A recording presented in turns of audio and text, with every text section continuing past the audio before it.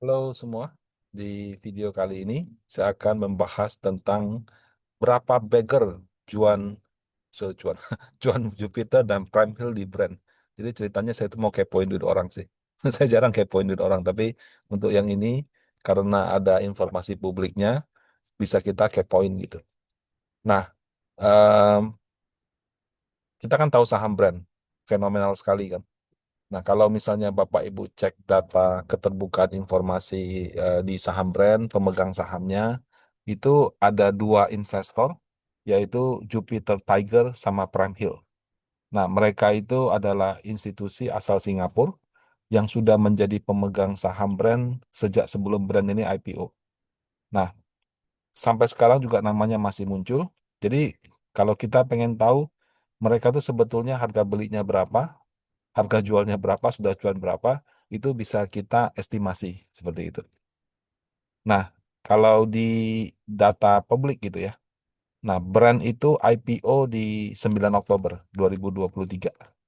Nah, kalau kita baca prospektus Bapak Ibu, nah di sini dituliskan bahwa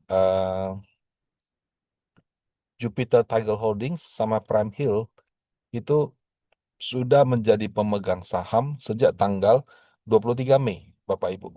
Nah, mereka membeli melalui Shares Purchase Agreement antara GE sebagai penjual dengan Prime Hill. GE itu ini pengendalinya, salah satu pemilik saham besar juga di brand gitu ya. Eh, eh, Prime Hill diwakili oleh Chow Chai VCC. Ya, VCC itu semacam mungkin special purpose vehicle lah gitu ya.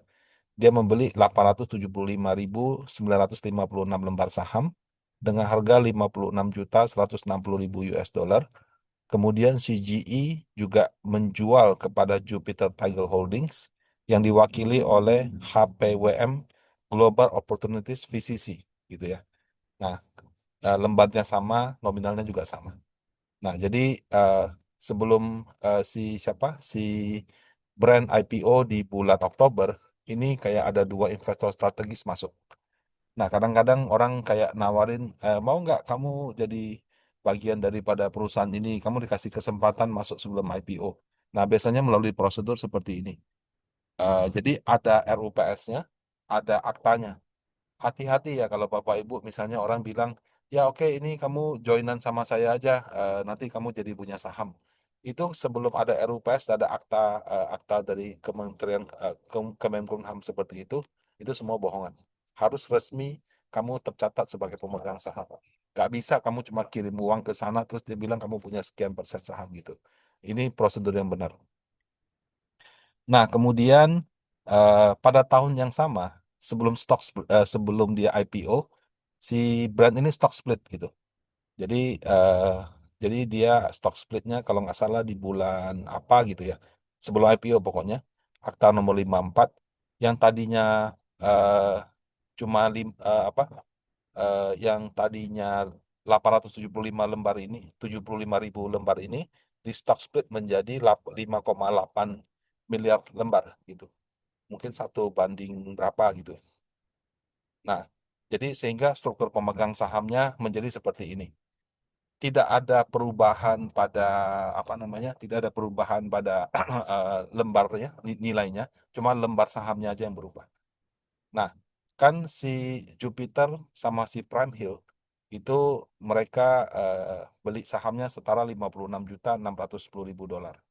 Yang pada tahun itu kursnya sekitar 15.000. Saya asumsikan 15.000. Jadi mereka keluarkan uang 850 M hampir ya. Nah, 850 M hampir ini dibagi sama lembar sahamnya. Jadi modal mereka itu di brand itu 145,4 rupiah per lembar. Eh, nah, ketika IPO Bapak Ibu, nah ketika IPO kan tadi struktur pemegang sahamnya ada empat ini. Dia tambah satu lagi. Nah, IPO itu bisa ada tambahan lembar baru, bisa juga pemegang saham lama lepas ke publik. Gitu. Umumnya yang tipe A. Jadi misalnya lembar saham lama ada 100 juta, terus untuk menambah modal perusahaan, dia terbitkan 20 juta lembar saham baru yang dikhususkan ke publik gitu. Sangat jarang, tapi ada satu dua case eh, misalnya 100 juta lembar pemegang saham lama, kemudian dia terbitkan 10 juta lembar saham baru. Nah, kemudian yang existing itu 100 juta itu ada pihak yang mau lepas, dia lepas 10 juta. Jadi lembar sahamnya jadi 110 juta, tapi lembar yang ke publiknya tetap 20 juta lembar. Nah, jadi eh, case yang seperti itu saya pernah lihat, tapi sangat jarang. Umumnya adalah ya udah benar-benar baru, sehingga uang yang terjual itu semuanya masuk perusahaan. Tapi kalau misalnya perusahaannya nambah 10 juta lembar, pemegang saham lama pengen exit 10 juta lembar, maka 10 juta pemegang saham lama itu masuknya ke pemegang saham, bukan ke perusahaan. Nah, lembar sahamnya kalau kasusnya brand ini, jadi yang lama itu semua nggak berubah. Jadi dia kasih ke publik 3%. 3% setara 4 miliar 15 juta lembar. Nah, jadi yang 58 ini tidak ada perubahan. Karena ini, kenapa angkanya keriting? Karena ada stock split. Seperti itu. Nah, 9 Oktober, brand resmi IPO dengan harga 780. Berarti kalau saya beli di harga 145, saya langsung bagger 4 kali. Ya, 436%. Nah, jadi kalau 800, hampir 850 M investasi awal itu, pas IPO langsung jadi 4,5 triliun gitu. Nah, eh, sebetulnya kalau kamu lihat di Amerika, perusahaan-perusahaan itu bukan perusahaan sih, founder-foundernya kaya rayanya ya karena skema seperti ini. Jadi mereka invest sejak awal, ya kemudian ada tambah modal, tambah modal, tambah modal, tambah modal, kemudian dilepas di IPO. Nah, harga IPO-nya itu biasanya kalau dibandingkan sama modalnya si founder, karyawan-karyawan inti yang dapat saham itu, ya seperti ini. Jadi seketika mereka jadi miliarder, bahkan kalau di US levelnya bisa triliuner kalau untuk Indonesia gitu. Rupiah gitu ya. Jadi basically banyak orang US yang kaya dari pasar modal itu dengan meng-IPO-kannya karena skemanya seperti ini.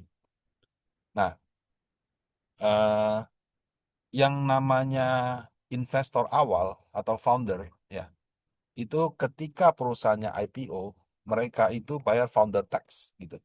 Founder tax-nya berapa? 0,5%. Jadi 0,5% dikali kamu punya berapa lembar, dikalikan sama harga IPO. Jadi kalau harga IPO 780, si Jupiter sama Prime Hill masing-masing punya 5,8 miliar lembar, dikali 0,5%. Nah, itu 22,77 M. Dengan membayar founder tax ini, ketika kamu jual saham, maka saham kamu cuma kena pajak final atas penjualan. Dia nggak hitung dari untung rugi lagi. Tapi kalau misalkan kamu beli saham perusahaan yang tidak IPO, misalnya modal kamu 1 miliar, kemudian setelah kamu pegang bertahun-tahun, kamu pengen exit, kebetulan pada saat exit dihargain misalnya 1,5 miliar, maka atas 500 juta keuntungan saham itu kamu harus bayar pajak progresif. Tapi kalau misalnya kalau yang ini, kamu cuma bayar pajak 0,5% dari nilai saham yang kamu miliki dikalikan harga IPO. Nah, itu disebut dengan founder tax. Semua perusahaan TBK itu waktu ketika TBK mereka harus menyiapkan uang ini. Gak kecil Bapak Ibu. Bayangkan misalnya kalau valuasi perusahaannya misalnya ya, misalnya eh, let's say 10 triliun gitu. 10 triliun itu berarti semua foundernya mesti bayar 0,5% kali 10 triliun. Nah, kalau 10 triliun, kalau 100 T kali 1% kan 1 T. Kalau 10 triliun kali 1%, 100 miliar. Nah, jadi sekitar 50 miliar gitu.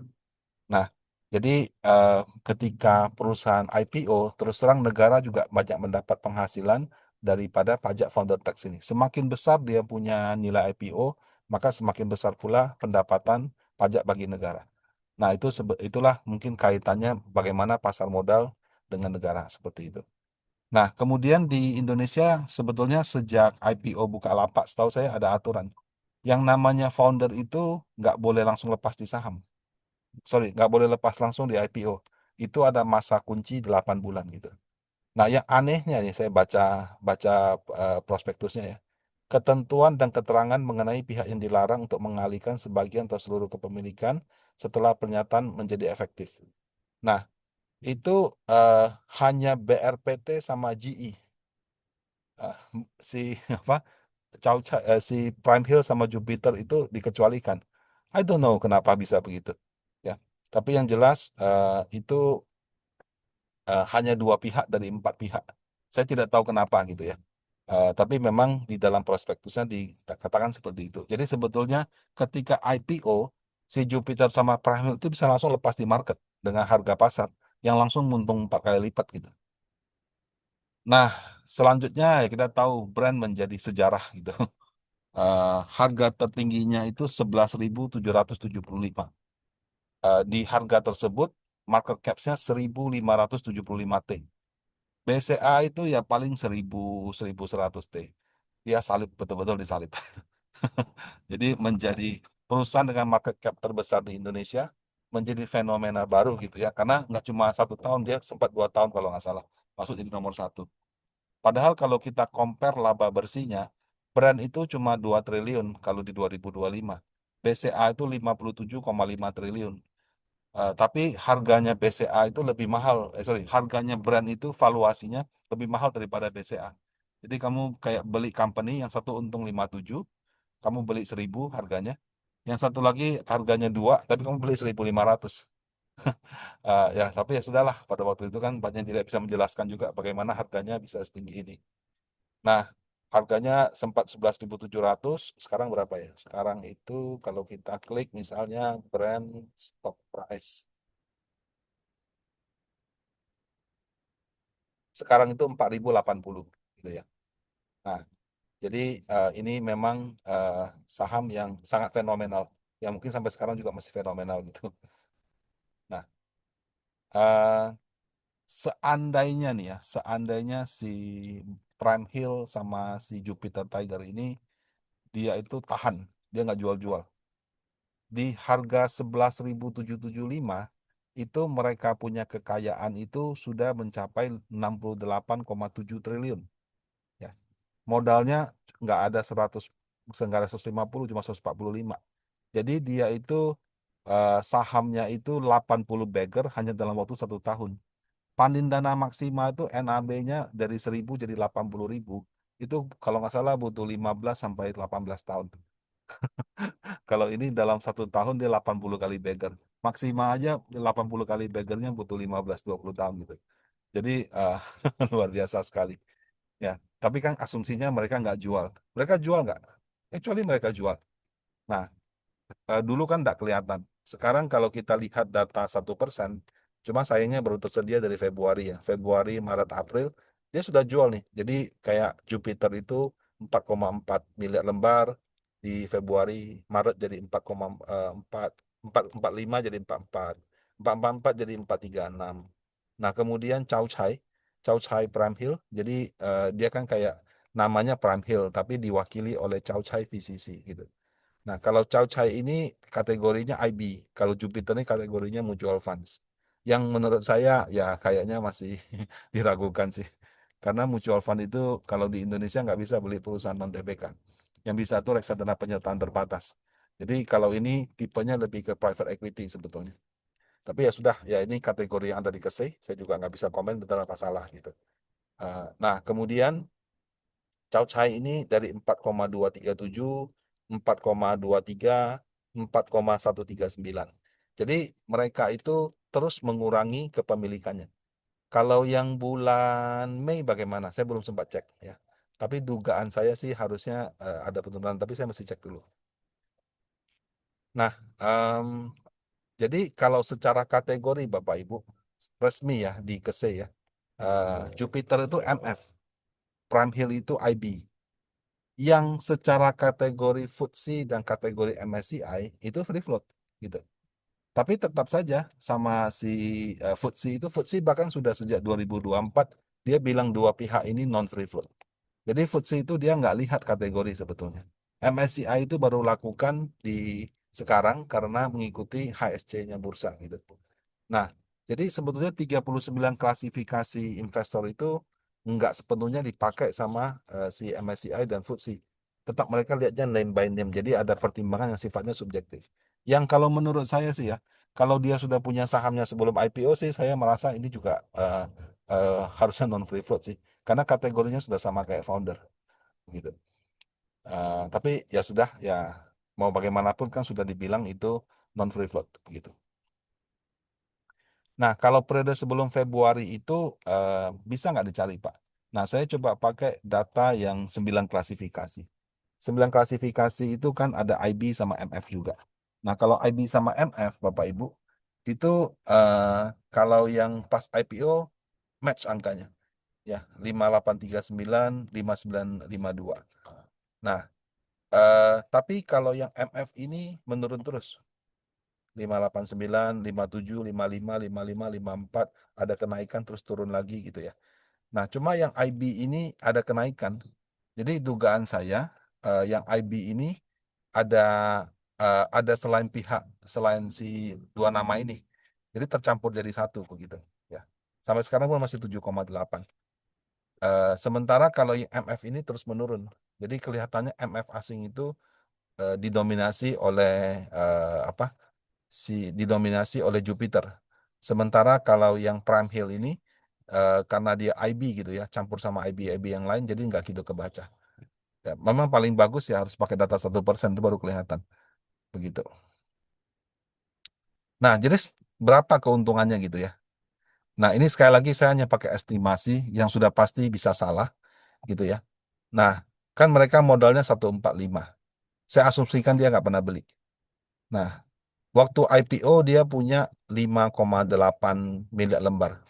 Waktu data 1% dibuka 4,4. Artinya sudah berkurang 1,3 miliar lembar.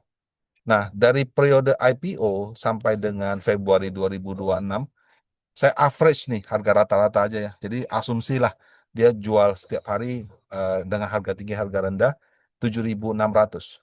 Nah, 7.600 kalau modalmu 145, kamu untung 10,3 triliun, Bapak Ibu.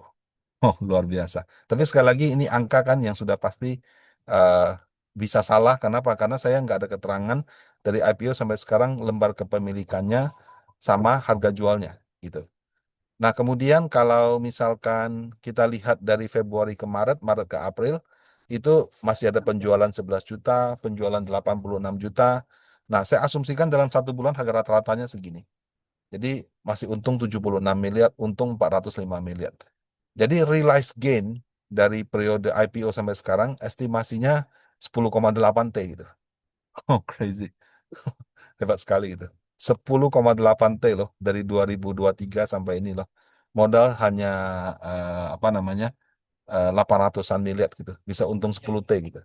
Nah, sementara yang sisanya yang belum terjual kan waktu itu sekarang kan harganya 4.800. Itu masih ada 18 T. Nah, katakanlah sekarang turun jadi 4.000, mungkin jadi 15 begitu. Nah, jadi sebetulnya untungnya masih banyak sekali. Harganya mau turun ke misalnya 2-3 ribu pun masih untungnya banyak sekali. Nah, kalau ini untuk Jupiter. Nah, kalau Prime Hill bagaimana? Prime Hill itu kurang lebih sama, Bapak Ibu. Tapi dia jualnya lebih agresif. Jadi dia sudah untung 12,5 T. Kalau yang unrealized-nya diperkirakan sekitar 17,8 T gitu.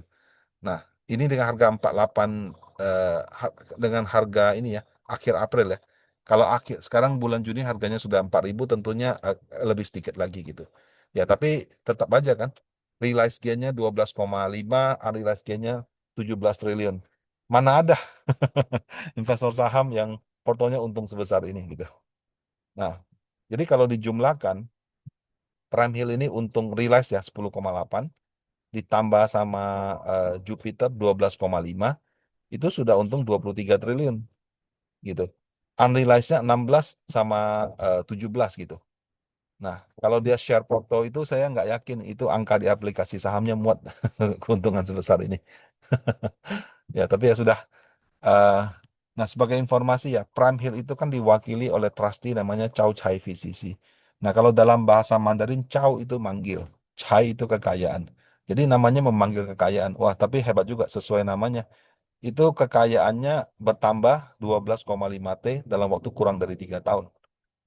Itu benar-benar hebat lah gitu ya. Nah, ini sekali lagi hitung-hitungan ini murni ya, hanya kepo saya aja. Bisa salah karena saya nggak punya data-data sebelumnya. Tapi ya kalau begini menunjukkan bahwa orang kaya dari meng-IPO-kan perusahaannya itu salah satu skemanya seperti itu. Kamu sudah punya sebelum IPO, Kemudian pada saat IPO kamu lepas harganya. Kalau harganya jauh lebih tinggi ya kamu untung. Tapi kalau harganya turun ya ini. Nah, demikian pembahasan saham ini. Bukan rekomendasi untuk beli, jual, ataupun menahan saham brand. Semoga bermanfaat. Terima kasih.